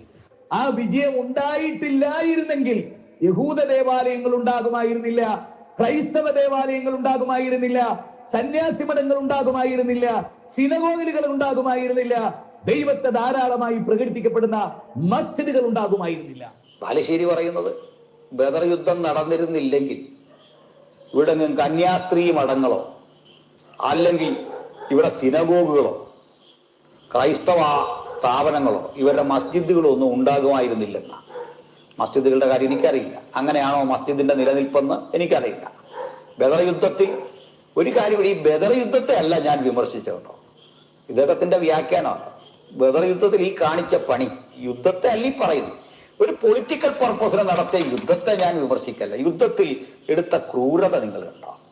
മരിച്ച് 3 ദിവസം കൊണ്ട് അഴുകിത്തുടങ്ങിയ ശവശരീരത്തോട് അവന്റെ അപ്പന്റെ പേര് വിളിച്ചിട്ട് ഇന്നവന്റെ മകനെ, അള്ളാഹുവിന്റെയും അവന്റെ പ്രവാചകനെ അനുസരിച്ച് പോയിരുന്നെങ്കിൽ കൊള്ളായിരുന്നു, ഇപ്പൊ നിനക്ക് തോന്നുന്നുണ്ടോ എന്ന് ശവത്തോട് ചോദിക്കുക. ഇസ്ലാമിക വീക്ഷണം അനുസരിച്ച് ഈ ശവത്തിന്റെ അടുത്തൊന്നും ആത്മാവില്ല. അപ്പൊ ഭൗതിക ശരീരത്തോട് പ്രതികരണ ശേഷിയില്ലാത്ത ശവശരീരത്തോട് നിങ്ങൾ ചെയ്യുന്ന പാതകം കണ്ടിട്ട് അതാ ഞാൻ പറഞ്ഞത്. ബദർ യുദ്ധമല്ല. അദ്ദേഹം തന്റെ സുരക്ഷയ്ക്ക് വേണ്ടിയോ മദീനയുടെ സംരക്ഷണത്തിന് വേണ്ടിയോ എന്തുമായിക്കോട്ടെ യുദ്ധം ചെയ്തട്ടെ. യുദ്ധമല്ല സാറിന്റെ വിമർശനം. യുദ്ധശ്രേഷ്ഠം കാണിച്ചാൽ ഈ അധമപ്രവൃത്തി അത് തന്നെ ഇന്ന് പാകിസ്ഥാനിൽ നടക്കും. അത് തന്നെ ഇന്ന് ഇസ്ലാമിക രാജ്യങ്ങളിൽ അന്യപട്ടാളക്കാരെ പിടിച്ചിട്ട് നിങ്ങൾ പറഞ്ഞു നിങ്ങൾക്ക് വലിയ യുദ്ധമര്യാദയാണെന്ന്. ഭയങ്കര മര്യാദ. എന്ത് മര്യാദയാണ്? പാകിസ്ഥാനിൽ നോക്കിയാൽ നിങ്ങളുടെ മര്യാദ അറിയാൻ. മനസ്സിലായോ? അതാണോ മര്യാദ? താങ്കൾ പറയൂ പാകിസ്ഥാനിൽ ഇന്ത്യൻ പട്ടാളക്കാരോട് ചെയ്തത് ആണ് മര്യാദ എന്ന് താങ്കൾക്ക് തോന്നുന്നുണ്ടോ? താങ്കളത് പറയും. ഇല്ലെങ്കിൽ ഉള്ളിൽ നിങ്ങൾക്കത് പറയാതിരിക്കാൻ തരവില്ലല്ലോ പരസ്യമായിട്ട് എതിർത്താൽ. അപ്പോൾ നമുക്കിനി ഇദ്ദേഹത്തിന്റെ ഇത്തരം കുറെ നിരീക്ഷണങ്ങൾ കണ്ടു കഴിഞ്ഞാൽ വലിയ തമാശയാണ്. പതിവ് പോലെ അദ്ദേഹം ഈ കാര്യങ്ങളെല്ലാം ഇങ്ങനെ വാചാലതയോടെ പറഞ്ഞിട്ട് ഒടുവിൽ വന്ന് അദ്ദേഹം സുലൈമാനിൽ എത്തുന്നുണ്ട്, സോളമനിൽ. അതിപ്പോ അദ്ദേഹം ഏത് കാര്യം പറഞ്ഞാലും സോളമനിൽ എത്തും. ഈ സോളമൻ ഇന്ന് ഇസ്ലാം മതവിശ്വാസികൾ വിചാരിക്കുന്നത് പോലെ ക്രിസ്ത്യാനികളെയും ഹിന്ദുക്കളെയും അങ്ങ് മൊട്ടയടിക്കാനും ഇസ്ലാമിക പ്രമാണങ്ങൾ മാത്രമാണ് ശരിയെന്ന് സ്ഥാപിക്കാനും ഒന്നും നടക്കില്ല. കാരണം എന്തെന്നറിയാമോ? ഇവർക്ക് അക്ഷരാഭ്യാസമുണ്ട്. ഈ ഹിന്ദുക്കൾക്കും ക്രിസ്ത്യാനികൾക്കും തലയ്ക്കകത്ത് വെളിവും വെള്ളിയാഴ്ചയുമുണ്ട്. അതുകൊണ്ട് അവർ കൃത്യമായി ഇത്തരം വസ്തുതകളെയൊക്കെ എടുത്തു വെച്ചങ്ങോട്ട് അലക്കും. ഇപ്പോൾ ഈ മുജാഹിദ് സുന്നി പ്രവർത്തകരൊക്കെ എന്താ ചെയ്യുന്നതെന്ന് അറിയാമോ? ഖുർആൻ ക്ലാസ്സുകളൊന്നുമില്ല, പ്രഭാഷണങ്ങളില്ല, യൂട്യൂബിൽ വീഡിയോ ചെയ്യുക, അപ്ലോഡ് ചെയ്യുക, ഹറാമായ വരുമാനങ്ങൾ വാങ്ങുക, യുക്തിവാദികൾക്ക് മറുപടി എന്ന ഒരു പ്രഹസനം. ടൈറ്റിൽ അതായിരിക്കും. ഇത് കേട്ടാൽ ജാമിദ ഇനിയും യുക്തിവാദമേ വലിച്ചെറിഞ്ഞിരിക്കും, ഒട്ടനെ വിശ്വാസിയാകും ഉറപ്പ്. ഇതാണ് പറഞ്ഞത്. ജാമിദായ്ക്ക് ഉസ്താദ് 2 മിനിറ്റ് കൊണ്ട് അണ്ണാക്കിൽ മറുപടി കൊടുത്തു. ഒന്നുമില്ല. തുറന്നു നോക്കുമ്പോ ജാമിദയുടെ പേര് വെച്ചാലേ, ജാമിദയുടെ ചിത്രങ്ങൾ വെച്ചാലേ ഇന്നിവർക്ക് ഇസ്ലാമിനെ ഇവരെ മാർക്കറ്റ് ചെയ്യാൻ പറ്റൂ എന്നുള്ളൊരവസ്ഥയിലേക്ക് ഇവരെത്തി. ഇവരുടെ ഇസ്ലാമിക ദർശനങ്ങൾ പറയുന്ന വീഡിയോകൾ ആളുകൾ കാണണമെങ്കിൽ, ഇവരുടെ വീഡിയോകൾക്ക് വ്യൂവേഴ്സ് വേണമെങ്കിൽ, ഇവർക്ക് ഇങ്ങനെ പോപ്പുലറായി ഇസ്ലാമിനെ വിമർശിച്ച് സോഷ്യൽ മീഡിയയിൽ നിൽക്കുന്ന ആളുകളുടെ പേരും ചിത്രവും ഉപയോഗപ്പെടുത്തേണ്ടുന്ന അവസ്ഥയിലേക്ക് എത്തി. അല്ലാതെ ഇവർക്ക് ഖുർആൻ പറയാൻ പറ്റില്ല. പറഞ്ഞാൽ തന്നെയും ആരും അതൊട്ട് കേൾക്കത്തുമില്ല. ഇപ്പോ ഇവർക്ക് യൂട്യൂബിന്റെ വഴി മാത്രമേ ആകെയായിട്ടുള്ളൂ. അതുകൊണ്ട് ഭക്തജനങ്ങളുടെ ശ്രദ്ധയ്ക്ക് ഇസ്ലാമിനെ കുറിച്ച് നിങ്ങൾക്ക് പഠിക്കണമെങ്കിൽ ഞങ്ങളുടെ പേരും തലയും വെട്ടിയെടുത്ത് വച്ചിരിക്കുന്ന തമ്പനയിൽ അടങ്ങുന്ന വീഡിയോകൾ കണ്ടാലേ നിങ്ങൾക്ക് മനസ്സിലാവും. നിങ്ങളെ അത് വെച്ചിട്ടാണ് ഇവർ മാടി വിളിക്കുന്നത്. നബിയുടെ സ്ത്രീകളുമായി ബന്ധപ്പെട്ട വിഷയം പറയുമ്പോൾ 53 വയസ്സുള്ള പ്രവാചകൻ 6 വയസ്സുകാരിയെ കെട്ടിയ വിവാഹത്തെ സംബന്ധിച്ച് പറയുമ്പോൾ, ഈ കാലഘട്ടത്തിൽ അത് മാതൃകയാക്കാൻ പറ്റില്ല എന്ന് പറയുമ്പോൾ, നബിയുടെ അടിമ സ്ത്രീകളുമായിട്ടുള്ള കുത്തഴിഞ്ഞ ലൈംഗികതയെക്കുറിച്ച് പറയുമ്പോൾ, സ്ത്രീകളുടെ ശരീരം ദാനം കിട്ടിയത് അനുഭവിക്കുകയും മറ്റ് സ്ത്രീകളോടൊക്കെ ദാനം തരുമോ എന്ന് ചോദിച്ച് പിന്നാലെ നടക്കുകയും ചെയ്ത ഒരു ഇളിച്ചവായന്റെ കാര്യം പറയുമ്പോൾ, കൊള്ളയടിയെക്കുറിച്ചും കൊലപാതകങ്ങളെക്കുറിച്ചും എതിർ ശബ്ദങ്ങളെ അസഹിഷ്ണുതയോടുകൂടി സമീപിച്ചതിനെ കുറിച്ചും പറയുമ്പോൾ നിങ്ങൾ ന്യായീകരിക്കുകയും പെയിന്റടി ഫാക്ടറികളും വ്യാഖ്യാന ഫാക്ടറികളും ഒക്കെ തുറന്നിട്ടുമൊന്നും ഒരു കാര്യവുമില്ല. ഈ കാലഘട്ടത്തിലെ ആളുകൾക്ക് വേണ്ടത് തെളിവുകളാണ്. തലയ്ക്കകത്ത് ആളുതാമസമുള്ള ആളുകൾ നമ്മൾ എന്ത് പറഞ്ഞാലും അതിന് തെളിവ് എവിടെയെന്ന് ചോദിക്കും. ഇപ്പൊ ഞാൻ നിങ്ങളെ 5 പ്രഭാഷണങ്ങളാണ് കാണിച്ചത്. ഒന്ന് ആദ്യം തന്നെ ഞാൻ കാണിച്ചത് നിങ്ങൾ കണ്ടു. ഒരു ഉസ്താദ് പറയുകയാണ്, ആദ്യം നമ്മൾ മര്യാദയ്ക്ക് പോയി ഇസ്ലാമിനെ സംബന്ധിച്ച് പറഞ്ഞ് കുഴപ്പമുണ്ടായിരുന്നില്ല. സ്നേഹസംവാദം എന്ന വെറുപ്പ് ഉൽപ്പാദിപ്പിക്കുന്ന ഒരു പരിപാടി MM അക്ബർ തുടങ്ങി വെച്ചു. അന്യമത വിശ്വാസികളുടെ വിശ്വാസങ്ങൾ എടുത്ത് വിമർശിച്ചപ്പോൾ അവരിപ്പം നമ്മളെ വിമർശിക്കാൻ തുടങ്ങി. നമ്മൾ കുരുപൊട്ടിട്ട് കാര്യമുണ്ടോ എന്ന് ചോദിച്ചാൽ രണ്ടാമതൊരു പ്രഭാഷകൻ പറഞ്ഞത്, നമ്മുടെ പെൺകുട്ടികൾ പാൻറ് ഉടുപ്പ് വിട്ട് കണ്ണുമെഴുതി ലിപ്സ്റ്റിക് വിട്ട് പോയാൽ അവർ വേശ്യകളാണെന്ന് പറഞ്ഞു. ക്ലിപ്പ് കാണിച്ചല്ലോ. മൂന്നാമതാണ് നമ്മുടെ സലഫി വന്നിട്ട് നബിയുടെ കള്ളവടിയെ കുറിച്ച് പറയുന്നത്. അതും ഞാൻ കാണിച്ചല്ലോ. നാലാമതാണ് എം അക്ബറിന്റെ പ്രവാചകന്റെ മദ്യപാനത്തെക്കുറിച്ച്, അതും ഞാൻ കാണിച്ചല്ലോ. പിന്നീടാണ് മുജാഹിദ് ബാലുശ്ശേരി പറയണത് 1000 പേരുടെ തല എന്റെ പ്രവാചകൻ എറിഞ്ഞിട്ടുണ്ടെങ്കിൽ ആ തലയേരിയൽ കാരുണ്യമാണ്. പിന്നീട് അതിന്റെ മറുപടിയാണ് അനിൽ കൊടിത്തോട്ടത്തിന്റെ സംസാരം. ഇത്രയും തെളിവുകളാണ് ഉദ്ധരിച്ചത്. ഖുർആനിൽ നിന്നും ഹദീസുകളിൽ നിന്നും തെളിവുകൾ ഉദ്ധരിച്ചു പറയുന്നതിനേക്കാൾ സമൂഹത്തിൽ സ്വീകാര്യയോഗ്യന്മാരായിട്ടുള്ള ഈ പ്രഭാഷകരുടെ കാര്യങ്ങളാണ് ഞാൻ എടുത്തു കാണിച്ചത്. എത്ര ന്യായീകരിച്ചാലും ശരി, ഇതൊക്കെ അപരിഷ്കൃത ഗോത്രത്തിന്റെ രീതികളായിരുന്നു. ആ കാലഘട്ടത്തിൽ ചെയ്തതായിരുന്നു, ആ കാലഘട്ടത്തിന്റെ രീതികളായിരുന്നു. അന്നാരും എതിർത്തിരുന്നില്ല. ഓക്കെ, നമ്മളത് വിടും. എന്തുകൊണ്ടാണ് പ്രവാചകന്മാരുടെ കാലഘട്ടം, ഈ മുഹമ്മദ് നബിയുടെ കാലഘട്ടത്തിൽ പോലും ഈ പ്രവാചകന്റെ ഏതെങ്കിലും അനുയായികൾ ഇതൊന്നും ചെയ്യാതിരുന്നത്? മുഹമ്മദ് നബിയുടെ മകളുടെ ഭർത്താവാണ് അലി. അയാൾ എത്ര വിവാഹം കഴിച്ചു? രണ്ടാമതൊന്ന് കെട്ടട്ടെ എന്ന് ചോദിച്ചപ്പോൾ എന്റെ മോളെ കണ്ണീര് കുടിപ്പിക്കാൻ ഞാൻ ആഗ്രഹിക്കുന്നില്ല എന്നാണ് നബി പറഞ്ഞു. നബി ആയിഷയെ വിവാഹം കഴിക്കുന്ന സമയത്ത് ബുഖാരിയുടെ ഹദീസ് പ്രകാരം ആയിഷയ്ക്ക് 6 വയസ്സും മുഹമ്മദ് നബിക്ക് 53 വയസ്സുമാണ്. മരിക്കുന്ന സമയത്ത് ആയിഷയ്ക്ക് 16 വയസ്സും മുഹമ്മദ് നബിക്ക് 63 വയസ്സുമാണ്. വിധവകളെ സംരക്ഷിക്കുന്നതിന് വേണ്ടി നിയുക്തനായ പ്രവാചകൻ സ്വന്തം ഭാര്യയ്ക്ക് 16 വയസ്സിൽ വിധവയായ സമയത്ത് ആരും കെട്ടരുത് എന്ന് ഖുർആനിൽ ആയത്തിറക്കിയില്ലേ? ഇതിനകത്ത് നീതിബോധത്തെ കുറിച്ച് വരുമെങ്കിൽ എന്നെ തെരി പറഞ്ഞിട്ട് കാര്യമുണ്ടോ? ന്യായീകരണ തൊഴിലാളികൾ പറയണം നബിക്ക് മാത്രം പ്രത്യേകമായിട്ടുള്ളൊരു നിയമമാണ് ഇസ്ലാമിലെങ്കിൽ അള്ളാഹു നീതിബോധമുള്ള ഒരു പടച്ചോനാണോ? മറ്റ് പ്രവാചകന്മാർക്കൊന്നും ഈ സ്ത്രീകളെ സംബന്ധിക്കുന്ന ഒരു അലിഗേഷനും ഇല്ലല്ലോ, ഒരു പരിഗണനകളും ഇല്ലല്ലോ. മുഹമ്മദ് നബിക്ക് ഉമ്മായും വാപ്പായും ഒത്ത സഹോദരിയായി മാത്രം വിവാഹം പാടില്ലെന്ന് ഖുർആനിൽ. നബിക്ക് അങ്ങനെ ഒരു സഹോദരി ഉണ്ടോ? അത് പടച്ചോൻ അറിയില്ലായിരുന്നോ? ഇതൊക്കെ അറിഞ്ഞിട്ടല്ലേ പടച്ചോൻ ആയത്തിറക്കിയത്. നബിയുടെ ഉമ്മ ആമിന ഈ വാപ്പയെന്ന് ആരോപിക്കപ്പെടുന്ന അബ്ദുള്ള മരിച്ച് 2.5 വർഷം കഴിഞ്ഞിട്ടാണ് പ്രസവിക്കുന്നത്. പിന്നെ ഒരു സഹോദരിയും കൂടെ പ്രസവിച്ചാൽ ആരോപണം അവസാനിക്കോ? ആരോപണമല്ല, സത്യമാണ്. മുഴുവൻ സ്ത്രീകളെയും നബിക്ക് അനുവദിച്ചു നൽകി. എന്നിട്ട് ഗുർമീത് റാം റഹീം സിംഗിനെ സംബന്ധിച്ച് അനാവശ്യം പറയാൻ, അയാളെ വിമർശിക്കാൻ ഇവിടെ ഏതെങ്കിലും മുസ്ലിങ്ങൾക്ക് പറ്റുമോ? ഇസ്ലാം മത വിശ്വാസികൾക്ക്? അയാളെ ദൈവദൂതനായിട്ട് കണ്ടിട്ട് 10,000 സ്ത്രീകൾ സ്വന്തം ശരീരം ആ മനുഷ്യന് സമർപ്പിക്കാൻ പോയി. ഭർത്താക്കന്മാർക്കും കുഴപ്പമുണ്ടായിരുന്നില്ല. എന്റെ ഭാര്യ ആദ്യമായിട്ട് ഗുർമീത് റാം റഹീം സിംഗ് തന്നെ ചെയ്യണമെന്ന് അവർക്ക് നിർബന്ധമായിരുന്നു. നബിക്ക് ഏത് സ്ത്രീയെയും ദാനമായിട്ട് സ്വീകരിക്കാൻ പോയി ദാനം ചോദിക്കുകയും ചെയ്യാം. ഹദീസാണ്, ഖുർആനായത്താണ്. ഈസാ നബിക്ക് ഒരു പെണ്ണിനെങ്കിലും കൊടുത്തോ? മൂസാ നബിക്ക് ഒരു പെണ്ണിനെങ്കിലും കൊടുത്തോ? വേറെ ഏത് പ്രവാചകനെ സംബന്ധിച്ചിട്ടാണ് സ്ത്രീകളെ ബന്ധപ്പെടുത്തി ഇത്രയധികം ഖുർആൻ വാചനങ്ങളോ അതല്ലെങ്കിൽ ഹദീസുകളോ ഉള്ളത്? എല്ലാ കാലഘട്ടത്തിലേക്കും പിൻപറ്റപ്പെടേണ്ടുന്ന നേതാവല്ലേ മുഹമ്മദ് നബി. അങ്ങനെ വെച്ച് നോക്കുമ്പോൾ പ്രവാചകന്റെ ചിന്തകളും ചെയ്തികളും പ്രവാചകന്റെ ശീലങ്ങളും പ്രവാചകന്റെ അനുവാദങ്ങളും ഒക്കെ എല്ലാ കാലഘട്ടത്തിലും പിൻപറ്റപ്പെടണമെന്നല്ലേ അതിന്റെ അർത്ഥം? ഈ കാലഘട്ടത്തിൽ പ്രവാചകന്റെ അക്കാലഘട്ടത്തിന്റെ മൊറാലിറ്റി എങ്ങനെ മാതൃകയാകുമെന്നാണ് ചോദ്യം. ഇനി പ്രവാചകന്റെ ചിന്തകളും പ്രവൃത്തിയും ജീവിതവും ഒക്കെ ആ കാലഘട്ടത്തിൽ ഉണ്ടായിരുന്ന മറ്റനേകം കാര്യങ്ങൾ ഉണ്ടായിരുന്നല്ലോ. വിഗ്രഹാരാധന ഉണ്ടായിരുന്നില്ലേ? മറ്റ് വിശ്വാസങ്ങൾ ഉൾപ്പെടെ. എന്തുകൊണ്ട് നബി അതൊന്നും സ്വീകരിച്ചില്ല? ചോദ്യമാണ്. ആ കാലഘട്ടത്തിൽ ശൈശവ വിവാഹം ഉണ്ടായി, ശരി. വിഗ്രഹാരാധന ഉണ്ടായിരുന്നില്ലേ? ആ കാലഘട്ടത്തിൽ പ്രവാചകൻ പെൺകുട്ടികളെ അവർ ജീവിച്ചോട്ടെ എന്ന് പറഞ്ഞു, ശരി. ആ കാലഘട്ടത്തിൽ പെൺകുട്ടികളെ ജീവനോടെ കുഴിച്ചു മൂടുന്ന സമ്പ്രദായം ഉണ്ടായിരുന്നു എന്നല്ലേ പറഞ്ഞത്? എന്തേ വിഗ്രഹാരാധന സ്വീകരിക്കാത്തത്?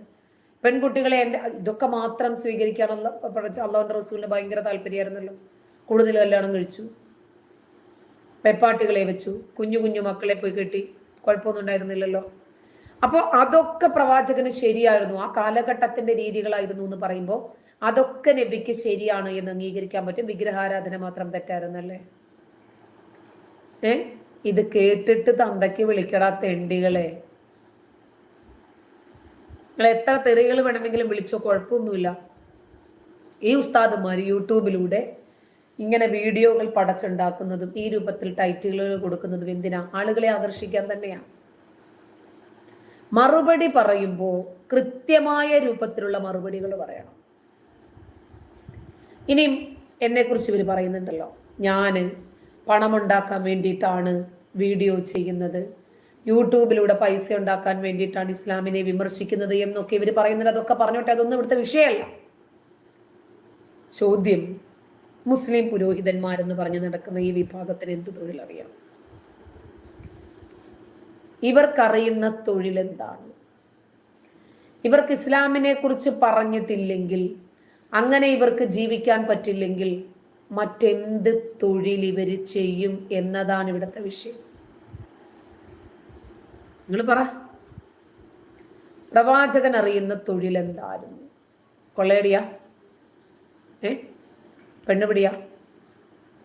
മോഷണമാ? എന്തായിരുന്നു പ്രവാചകൻ ചെയ്തിരുന്ന തൊഴില്? ഇനി മുസ്ലിം പുരോഹിതന്മാരുടെ തൊഴിൽ എന്താണ്?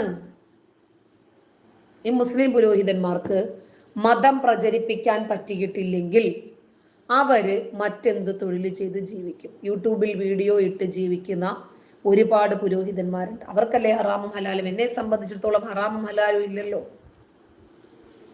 ഞാൻ ഈ മതം ഉപേക്ഷിച്ചതല്ലേ.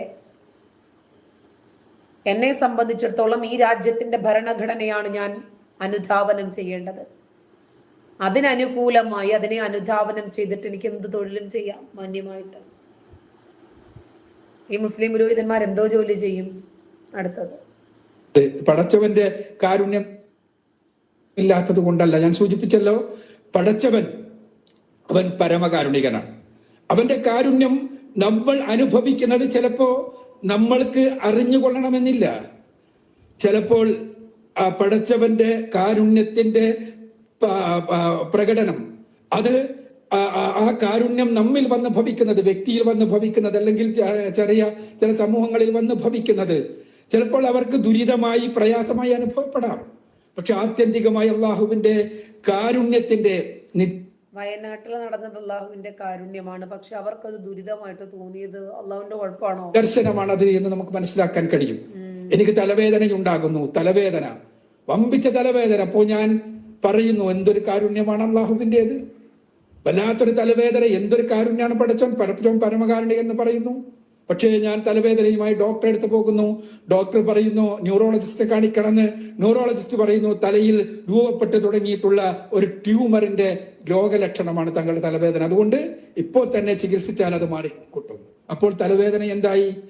ട്യൂമർ എന്ന എന്റെ തലയിൽ രൂപപ്പെട്ട ഈ ഒരു രോഗത്തെ എനിക്ക് മനസ്സിലാക്കി തരുന്നതിന് വേണ്ടി അള്ളാഹു നിശ്ചയിച്ച, അവന്റെ കാരുണ്യത്തിന്റെ ഭാഗമായി അള്ളാഹു നിശ്ചയിച്ച വ്യവസ്ഥയുടെ ഇങ്ങനെ ഓരോ കാരണങ്ങൾ ഉണ്ടാക്കേണ്ട കാര്യമുണ്ടോ പഠിച്ചുകൊണ്ട്? നമ്മളെ എന്തെങ്കിലും ഒരു കാര്യം പഠിപ്പിക്കണമെങ്കിൽ, ഒരു ചെറിയ കുഞ്ഞിന് ക്യാൻസർ, എന്തിനാണ്? മറ്റരെ പഠിപ്പിക്കാൻ വേണ്ടിയിട്ട്.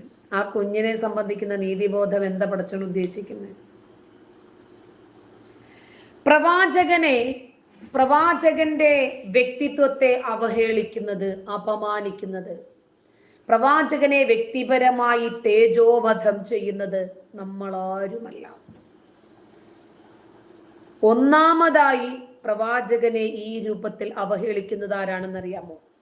GT ടെക് ഒരേ കമന്റ് തന്നെ ഒരുപാട് തവണ ചെയ്താൽ യൂട്യൂബ് തന്നെ നമ്മുടെ ID തന്നെ പ്രോബ്ലം വരുത്തുന്ന രൂപത്തിൽ ഒരു സ്ക്രൂ ഇടും കേട്ടോ. 1-2 തവണ ഇട്ടിട്ട് അതങ്ങ് നിർത്തുക. ഒരേ കമന്റ് തന്നെ ഒരുപാട് തവണ ആവർത്തിക്കരുത്. യൂട്യൂബ് എന്തോ ചെയ്യുമെന്ന് എന്നോട് ആരോ പറഞ്ഞു, എന്താണെന്ന് എനിക്ക് ഓർമ്മയില്ല. പിന്നീട് നമുക്ക് ഒരു ചാനലിലും കമന്റ് ഇടാൻ പറ്റാതെ ആയിപ്പോകും. ഒരു യൂട്യൂബ് ചാറ്റിലോ കമന്റ് ബോക്സിലോ ഒന്നും കമന്റ് ഇടാൻ പറ്റില്ല കേട്ടോ. അങ്ങനെ അവർ ബ്ലോക്ക് ചെയ്യും. സൂക്ഷിക്കുക. അത് കുഴപ്പമില്ല, ഞാൻ നോക്കിക്കൊള്ളാം. ഒരു നോക്കുക വെച്ചല്ലേ, ഒരു കാര്യം പറഞ്ഞു കൊടുത്തപ്പോഴേ ഞാൻ ആളാകുക. നോക്കിച്ചല്ലേ, പ്രവാചകനെ ഇവര് പൊക്കി വാനോളം പൊക്കിക്കഴിഞ്ഞപ്പോ ഇവർക്ക് പറ്റുന്നില്ല. പ്രവാചകൻ അങ്ങ് താഴെ വീണുപോയി. നബിയെ ഇവര് പുകഴ്ത്തുന്നതിന് വേണ്ടിയാണ് ചെയ്ത്, കുളിപ്പിച്ച് കുട്ടിയെ ഇല്ലാതാക്കുക എന്ന് പറഞ്ഞില്ലേ, അതുപോലെ പറഞ്ഞ് കൈവിട്ടു പോയതാ. മനസ്സിലായ? കുറേ പുകഴ്ത്തി വന്നതാ, കൈവിട്ടു പോയി. എന്ത് ചെയ്യാണ്? പോയി. അപ്പോൾ പ്രവാചകൻ കള്ളുകുടിയനാണോ, കള്ളവെടിയനാണോ, വ്യഭിചാരിയാണോ, കൊലപാതകിയാണോ, ഇതൊന്നും നമ്മൾ ആരും പറഞ്ഞതല്ല. ഈ മതത്തിൽ നിൽക്കുന്നവരാരും മതം വിട്ടവരല്ല. മതപുരോഹിതന്മാര് തന്നെ പല സന്ദർഭങ്ങളിലായി കിട്ടിയ വേദികളിൽ പ്രസംഗിച്ചിട്ടുള്ള സംഗതി മാത്രമാണ്. ഇ പി അബൂബക്കർ കാസിമിയുടെ ഒരു പ്രഭാഷണത്തിലുള്ള നിങ്ങൾക്ക് വ്യഭിചരിക്കാനുള്ള സൗകര്യം സ്വർഗത്തിൽ ഉണ്ടാക്കി. അപ്പൊ അള്ളാഹു മാമായുമായി എന്നിട്ട് കുറേ മദ്യങ്ങളുടെ പേര് പറഞ്ഞിട്ട് നിനക്ക് അതാണോ ഇതാണോ മറ്റതാണോ വേണ്ടത്, എന്താണ് വേണ്ടത്, അതൊക്കെ നിനക്ക് തരും എന്ന് പറയുന്ന ഒരു വീഡിയോ.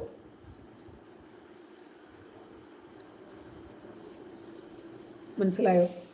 ഇത് നമ്മൾ ഇപ്പം ഞാൻ പറയുന്നതല്ല, ഞാനാണ് ഏതെങ്കിലും പ്രമാണങ്ങൾ വെച്ച് പറഞ്ഞതെങ്കിലും നിങ്ങൾക്ക് ഒരു പക്ഷേ വിമർശിക്കാം.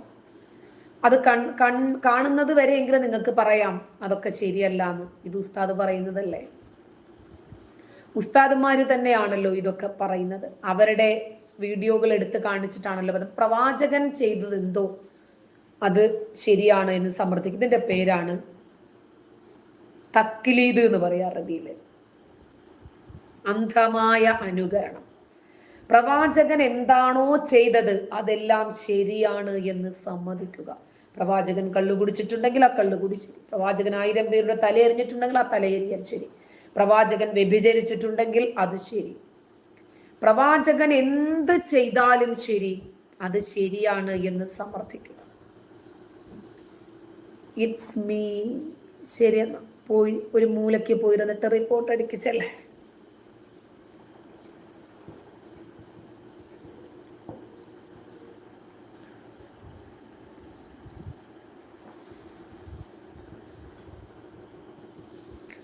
അതൊരു ചോദ്യമാണ് അഫ്സലെ. നിനക്ക് നന്നായി കൂടെ? ഞാൻ നല്ലതാട്ടടാ, ഞാൻ നശിച്ചിട്ടില്ലല്ലോ. നീ നിരീശ്വരവാദിയാണെങ്കിൽ അതിൽ ഉറച്ചു നിൽക്കാൻ ഈശ്വരനുണ്ടെന്ന് ഞാൻ പറഞ്ഞിട്ടില്ലല്ലോ. അതിൽ തന്നെയാണല്ലോ ഉറച്ചു നിൽക്കുന്നത്.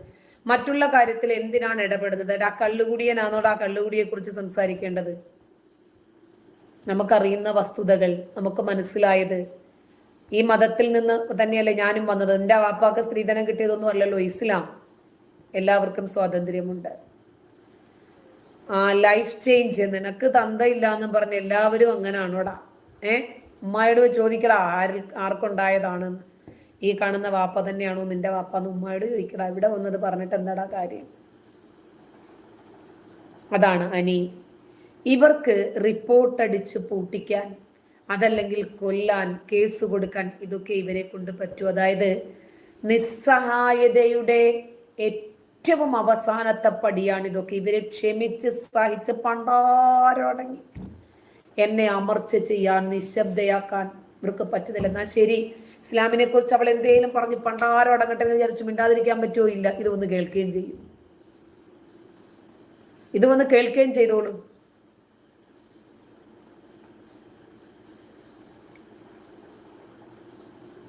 നമ്മളാണെങ്കിൽ നമുക്ക് ഇഷ്ടമില്ലാത്ത ഒരു കാര്യം അവോയ്ഡ് ചെയ്യുകയെങ്കിലും ചെയ്യും. ശരി, എനിക്കിഷ്ടമില്ല, എൻ്റെ പ്രവാചകൻ എനിക്കെൻ്റെ കരളിൻ്റെ കഷ്ണമാണ്, ശരി, എൻ്റെ കണ്ണിൻ്റെ കൃഷ്ണമണിയാണ്, ഉവ്വേ ആ പ്രവാചകനെ കുറിച്ച് ഇങ്ങനെ നെഗറ്റീവ് പറയണത് എനിക്കിഷ്ടമല്ല, ഞാനിത് കേൾക്കുന്നില്ല. അങ്ങപ്പോ ഓടാ ഇറങ്ങി.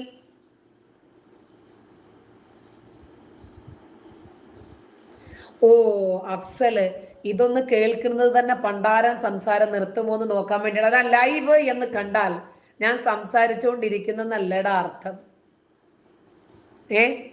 അപ്പൊ ഞാൻ നിർത്തിയിട്ടുണ്ടെങ്കിൽ ലൈവ് കാണത്തില്ലല്ലോ. നീ എന്തുവാടേ?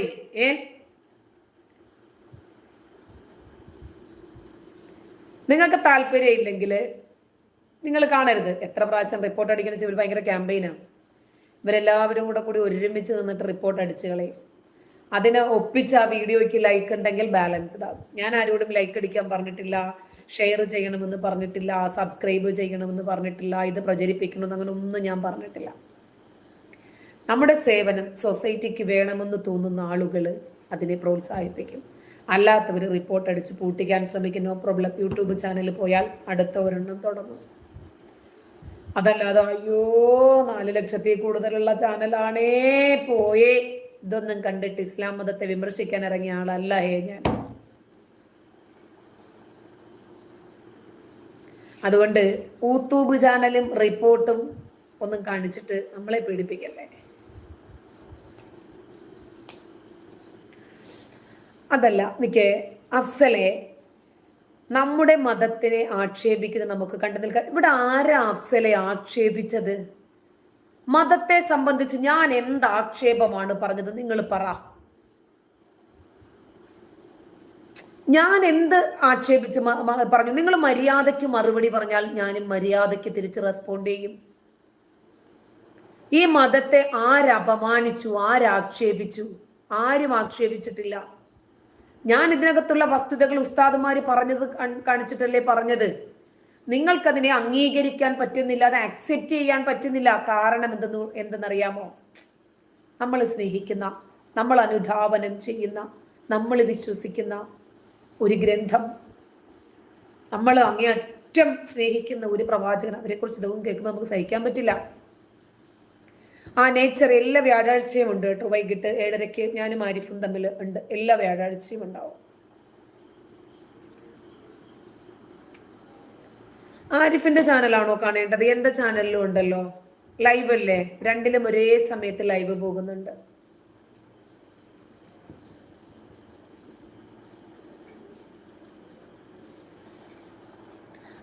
Variety bros. മറ്റു മതങ്ങളെ കുറിച്ച് വിമർശിക്കാൻ ധൈര്യം. അത് ധൈര്യമല്ല വേണ്ടത്, അറിവാണ്. ആ മതങ്ങളെ കുറിച്ച് എനിക്ക് അറിയില്ലല്ലോ.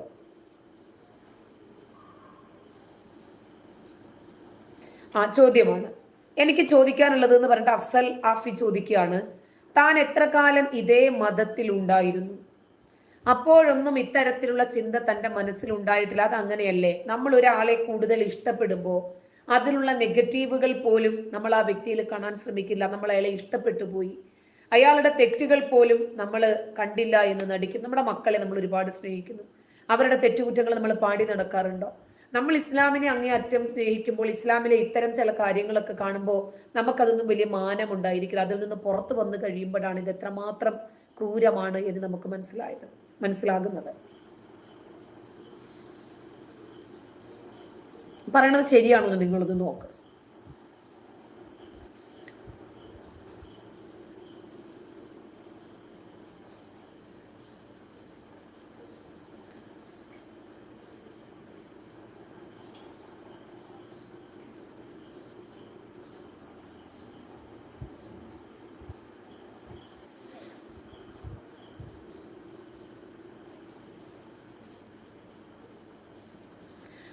അഫ്സൽ, അതിനർത്ഥം ഇപ്പോൾ അതിലുള്ള തെറ്റുകൾ താങ്കൾ കാണാൻ ശ്രമിക്കുക എന്നതാണ്. അതിന് മാത്രമുള്ള അറിവ് താങ്കളുടെ കയ്യിലുണ്ട് എന്നതാണ് താങ്കളുടെ. അങ്ങനെയല്ല, എല്ലാം പഠിച്ച് പാസ്സായിട്ട് നമ്മൾ ഒരു കാര്യം പറയാൻ പറ്റില്ലല്ലോ.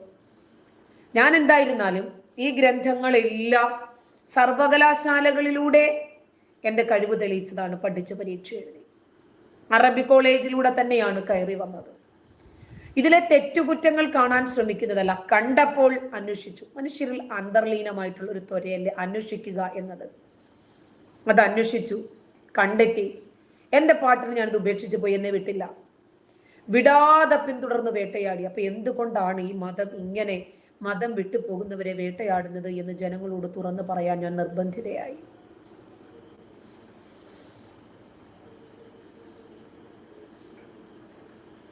ചോദിച്ചോട്ടെ എന്ന് ചോദിക്കണ്ട, സാബിയാനി ചോദിച്ചു. നല്ല ചോദ്യമാണെങ്കിൽ ഞാൻ വായിക്കുന്നുണ്ട്.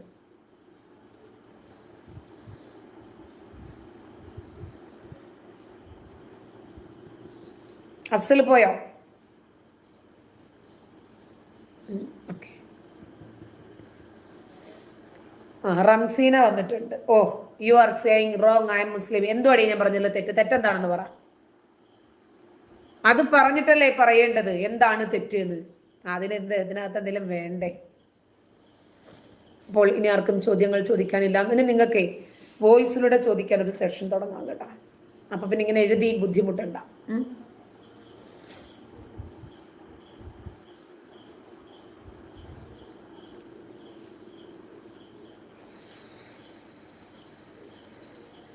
നമ്മൾ എന്ത് പറഞ്ഞാലും അതിലെ തെറ്റും ശരിയും ബോധ്യപ്പെടുത്തി സംസാരിക്കണം. നിങ്ങൾ പറഞ്ഞ തെറ്റാണ്, നിങ്ങൾ പറഞ്ഞ തെറ്റാണെന്നല്ല, എന്താണ് തെറ്റ് അതാണ് പറയേണ്ടത്. ഒരു മതത്തിനെ പറ്റി ഇങ്ങനെ ലൈവായി കുറ്റം പറയാൻ ഉളുപ്പില്ലേ? പോത്തെ, വേറെ കണ്ടന്റ് ഒന്നുമില്ല. പോത്ത് നിന്റെ തന്ത, അതാണ് ഒന്നാമത്തെ മറുപടി. ഈ മതത്തിൽ കുറ്റങ്ങൾ മാത്രമേ ഉള്ളെങ്കിൽ അത് പറഞ്ഞുകൊണ്ടിരിക്കും. വത്സല, ഇവർക്കൊക്കെ എന്താ ഇങ്ങനെ? ഇവരെ ഈ തെറ്റ് തന്നെയല്ലേ പഠിച്ചിരിക്കുന്നത് ചെറിയ പ്രായം മുതൽ? ഇവരുടെ ബ്രെയിനിനകത്ത് മുഴുവനും അത് ശരിയാണ് എന്ന ആശയമാണുള്ളത്. പെട്ടെന്നൊരു ദിവസം ഒരാൾ വന്ന് തെറ്റാണെന്ന് പറയുമ്പോൾ ഇവർക്ക് അംഗീകരിക്കാൻ പറ്റില്ല.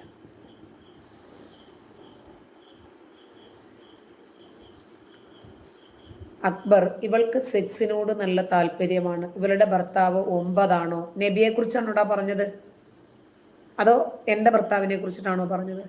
എൻ്റെ ഭർത്താവ് എങ്ങും അവകാശവാദമൊന്നുമായിട്ട് പോയിട്ടില്ല കേട്ടോ. അയാൾ മരിച്ചു കഴിഞ്ഞാൽ എന്നെ ആരും കെട്ടരുതെന്നും പറഞ്ഞിട്ടില്ല. കാരണം അയാളുടെ കഴിവുകേടും വേറൊരാൾ അറിയുന്ന അയാൾക്ക് പേടിയുമില്ല. പിന്നെ ഒരു ഭാര്യമാരും പ്രസവിച്ചിട്ടില്ലാത്തത് പ്രവാചകൻ്റെതല്ലേ. മാര്യത്തിൽ കിബ്തി എന്ന് പറയുന്ന അടിമ മാത്രമാണ് പ്രസവിച്ചത്. പിന്നെ ഖദീജ, അവർ മുമ്പ് തന്നെ അവരുടെ കഴിവ് തെളിയിച്ച സ്ത്രീയാവ്. 2 ഭർത്താക്കന്മാരുണ്ടായിരുന്നവർക്ക് മുമ്പ്. നബിയുടെ ഏത് ഭാര്യയാണോ പ്രസവിച്ചത്? ഇത് വെപ്പാട്ടിയാണോ പ്രസവിച്ചത്? ആദ്യം നബി 9 ആണോ 10 ആണോ 9.5 ആണോ എന്ന് പോയി പരിശോധിക്കല്ലേ.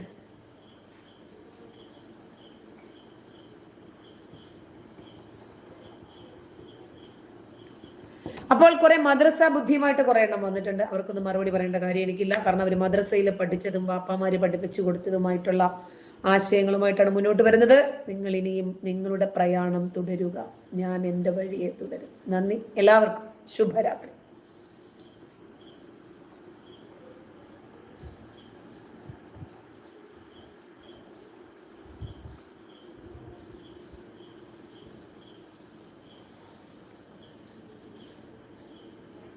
ഇവർ ചൊറിയും, സ്വാഭാവികമല്ലേ. നന്ദി.